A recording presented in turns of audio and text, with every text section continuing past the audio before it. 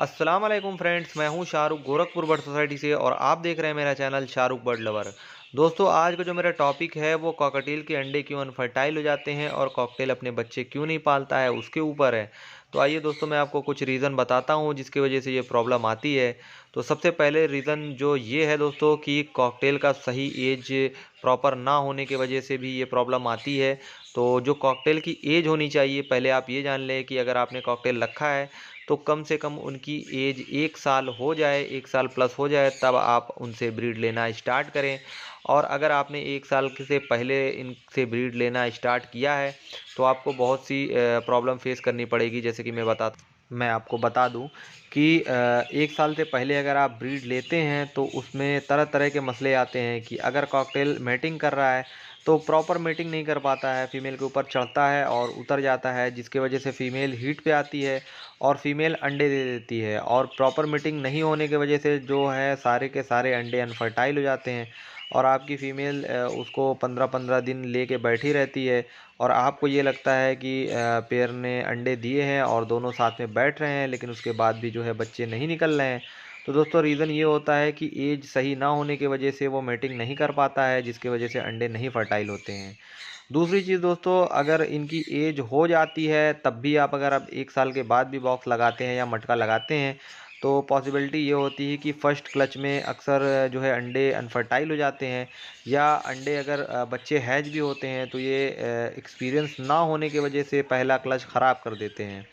तो दोस्तों, आप इनका बिल्कुल ध्यान रखें। आप पहले क्लच में बिल्कुल भी ना घबराएं अगर आपका कॉकटेल ने ख़राब किया है, अगर प्रॉपर एज हो गई है तो। और अगर आपकी कॉकटेल की प्रॉपर एज नहीं हुई है तो आप बेहतर यही होगा कि उनको ब्रीड पे ना लगाएं, क्योंकि आप क्या करते हैं कि आप उनसे 7 महीने 8 महीने से ब्रीड लेना स्टार्ट कर देते हैं और वो अंडे जो है बार बार अनफर्टाइल करते हैं और अगर कभी बच्चे निकल भी जाते हैं तो वो बच्चे पाल नहीं पाते हैं क्योंकि उनकी उम्र कम होती है। और हम 3 से 4 क्लच देखते हैं, 3 क्लच 4 क्लच अपने घर पे देख लेते हैं, उसके बाद हम परेशान होके वो पेयर को कहीं और सेल कर देते हैं और बाद में हमें ये पता लगता है कि हमने जिसको सेल किया है उसके पास जाते ही और अगले क्लच से हमारा पेयर ने 3-3 4-4 बच्चे निकाले हैं और सारे बच्चे पाले हैं। तो हम कहीं न कहीं ये सोचते हैं कि हम डाइट भी अच्छी दे रहे थे और केज भी अच्छा दिया था और सारी चीज़ अच्छी थी, लेकिन वो पेयर मेरे घर क्यों नहीं ब्रीड किया। तो दोस्तों, ये रीज़न होता है जो हमें समझना होगा, क्योंकि अगर हम डाइट भी अच्छी दे रहे हैं, केज भी अच्छा दे रहे हैं, तो कहीं न कहीं हम कुछ मिस्टेक कर रहे हैं, उसको हमको समझना चाहिए। तो ये प्रॉब्लम दोस्तों आती है अक्सर। दूसरी चीज़ दोस्तों, एक चीज़ ये आती है कि अगर आपके केज में जो पर्च लगा हुआ है वो पर्च हिलता है तो प्रॉपर मेटिंग नहीं हो पाती है, इस वजह से भी जो दोस्तों अंडे अनफर्टाइल हो जाते हैं। तो आपको बिल्कुल ध्यान रखना है कि जो भी आपके बर्ड के केज में जो पर्च होगा वो बिल्कुल ऐसा होना चाहिए कि बर्ड जब उस पे उड़ के बैठे तो पर्च बिल्कुल हिले ना, क्योंकि जब ये मेटिंग करते हैं और उस समय पर्च हिलता है तो मेटिंग सही से नहीं हो पाती है, जिसकी वजह से अनफर्टिलिटी का रेशियो बढ़ जाता है। तो उसके बाद दोस्तों, एक रीज़न ये भी आता है कि अगर आपने एक खाने में 3-4 पेयर कॉकटेल रखे हैं या 2 पेयर रखे हैं, तो एक पेयर दूसरा पेयर को जब वो मेटिंग करता है तो डिस्टर्ब करता है, तो इस चक्कर में भी फर्टिलिटी का प्रॉब्लम आ जाता है वो। और उसके बाद दोस्तों, एक रीज़न ये आता है कि अगर आपका कॉकटेल का मेल जो है कमज़ोर है, वो वीक है, तो भी जो है अंडे फर्टाइल नहीं होते हैं, उसको मल्टीविटामिन और कैल्शियम वगैरह की कमी होती है, जिसकी वजह से वो अंदर से वीक होता है। बाहर से बिल्कुल फ्रेश लगता है लेकिन अंदर से दोस्तों वो वीक होता है, जिस वजह से अंडे फर्टाइल नहीं होते हैं। उसके बाद दोस्तों, जो एक रीज़न ये आता है कि अगर आपकी ब्लड लाइन कमज़ोर हो गई है तो भी अंडे फर्टाइल नहीं होते हैं।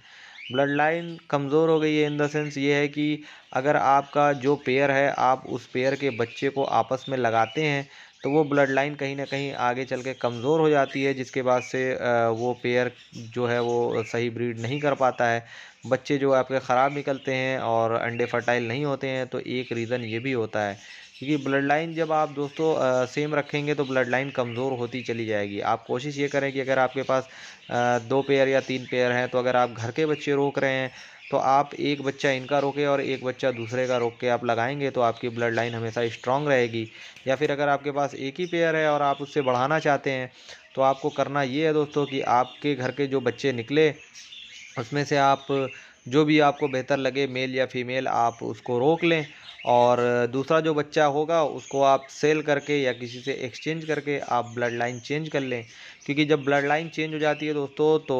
जो है काफ़ी अच्छा रिज़ल्ट रहता है और बच्चे मज़बूत निकलते हैं और फर्टिलिटी का जो रेशियो होता है वो भी अच्छा होता है। तो दोस्तों ये थे कुछ रीज़न जो मैंने आपको बताए हैं मेरे हिसाब से, और मेरे जो एक्सपीरियंस मेरे सीनियर्स हैं उनके हिसाब से। तो उम्मीद करता हूँ आपको ये वीडियो पसंद आई होगी। और दोस्तों अगर आप चैनल पर नए हैं तो सब्सक्राइब कर लीजिए, आगे आपको और भी कॉकटेल की और लव्बर्ड की और सनकनूर की मैं वीडियो देता रहूँगा, और जितनी भी हो सकेगी मुझसे मैं नॉलेज आपको देता रहूँगा, जो भी मेरे पास नॉलेज है। तो दोस्तों मिलते हैं किसी नेक्स्ट वीडियो नेक्स्ट टॉपिक के साथ, तब तक के लिए दोस्तों खुदा हाफिज़।